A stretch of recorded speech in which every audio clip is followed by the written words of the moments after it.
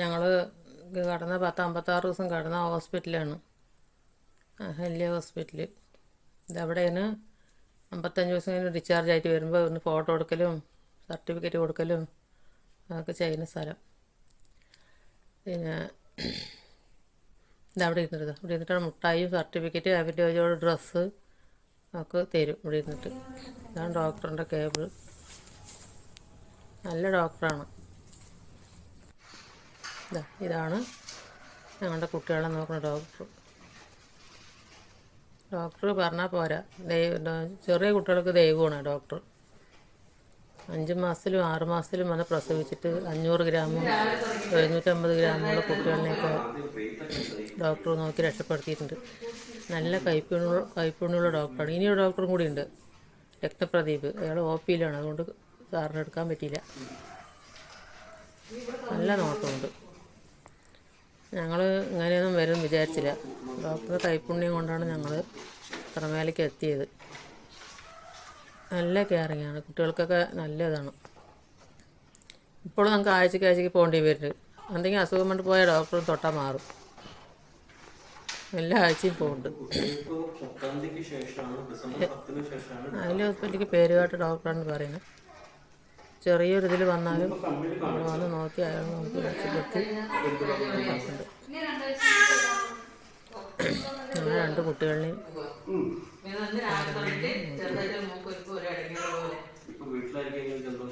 കുറച്ച് ദിവസം കിടക്കേണ്ടി വന്ന് കുറച്ച് ബുദ്ധിമുട്ടൊക്കെ ഉണ്ടായി. പൈസൻ്റെ കാര്യത്തിലും ടെൻഷനും ഒക്കെ ആയിട്ട് അപ്പൊന്നും വീഡിയോ എടുക്കാൻ പറ്റിയില്ല. കുട്ടികളെ എങ്ങനെ രക്ഷപ്പെടുത്തുക എന്നുള്ള ചിന്തയായിരുന്നു അപ്പോൾ. ഇപ്പോൾ സാറിനോട് പറഞ്ഞിട്ടെടുത്തതാണ്. നല്ല നോട്ടമുണ്ട്, നല്ല കെയറിങ്ങും. ഓരോ ഡോക്ടർമാർക്ക് വലിച്ചു വെച്ചാണെങ്കിലൊക്കെ മരുന്ന് കഴിക്കാൻ കൊണ്ട് കൊട്ടാക്കും. പിന്നെ അതുകൊണ്ട് വേറെ ആസ്പത്രിയിൽ പോകേണ്ടി വരും. ഇവിടെ അങ്ങനെയില്ല. 8-ാം മാസം പറഞ്ഞു 2 ദിവസമായിരുന്നല്ലോ. ഈ മാസത്തിലൊന്നും വരും വിചാരിച്ചില്ല. മരണത്തിൻ്റെ വക്കിലൊക്കെ എത്തി. മനസ്സൊക്കെ വിട്ടു ഞങ്ങൾ. ഡോക്ടറിൻ്റെ ഒരു കൈപ്പുണ്യം കൊണ്ട് രക്ഷപ്പെട്ടു. എവിടെ നിന്നൊക്കെ വരുന്നു ആൾക്കാർ? വേറെ തൃശ്ശൂർ പോയാലും അവിടെ പോയാലും ഇവിടെ പോയാലും എല്ലാവിടുന്നും ചെറിയ കുട്ടികളെ നോക്കണമെങ്കിൽ ഇവിടെ വരുന്നുണ്ട്. അതുകൊണ്ട് നോക്കിയിട്ട് രക്ഷപ്പെട്ടു പോകുന്നുണ്ട്. നല്ല കയറുന്നു.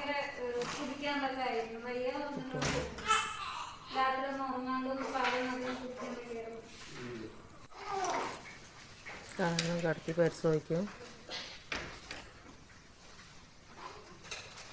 എല്ലാ ഇതാണ്. അതിൻ്റെ കാരണം ഈ മാസ്ക് ഇടണം, സാനിറ്റൈസർ തേക്കണം.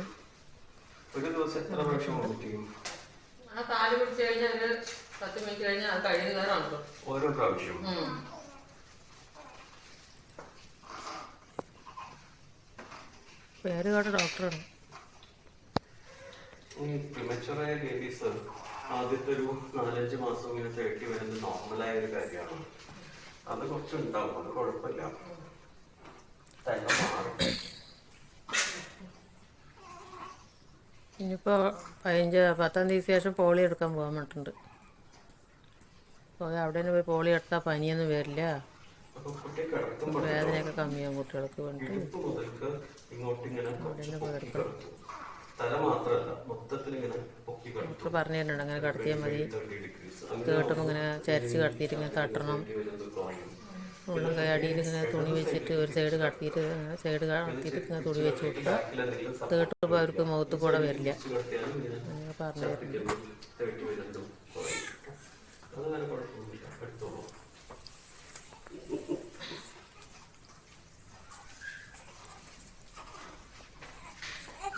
രണ്ടാളിനെ മാറി മാറി പരിശോധിക്കുന്നുണ്ട്.